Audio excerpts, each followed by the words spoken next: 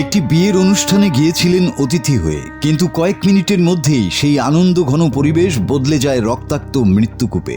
শত শত মানুষের সামনে ঘটে যায় এমন এক নির্মম হত্যাকাণ্ড, যার ভিডিও এখন কাঁপাচ্ছে সামাজিক যোগাযোগ মাধ্যম। প্রশ্ন একটাই, একটি পারিবারিক বিরোধ কি সত্যি দুই মানুষের প্রাণ কেড়ে নিতে পারে? ঘটনাটি ভারতের অন্ধ্রপ্রদেশের বিখ্যাত মন্দির নগরী তিরুপতিতে। বুধবার রাত 9:40। তিরুচানু রোডের পদ্মাবতী কল্যাণ মণ্ডপে চলছিল একটি বিয়ের অনুষ্ঠান।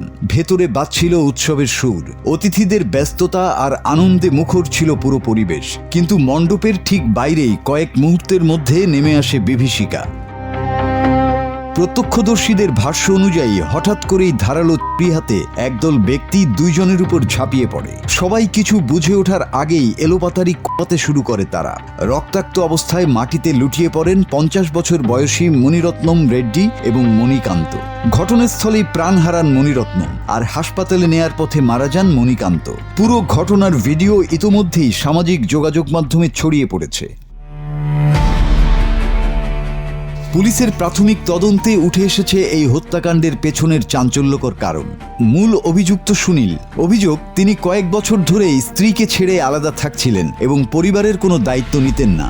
এমন পরিস্থিতিতে স্ত্রীকে নতুনভাবে জীবন শুরু করতে সহায়তা করছিলেন মণিরত্নম ও মণিকান্ত, আর সেই ক্ষোভই শেষ পর্যন্ত রক্তাক্ত প্রতিশোধের রূপ নেয়।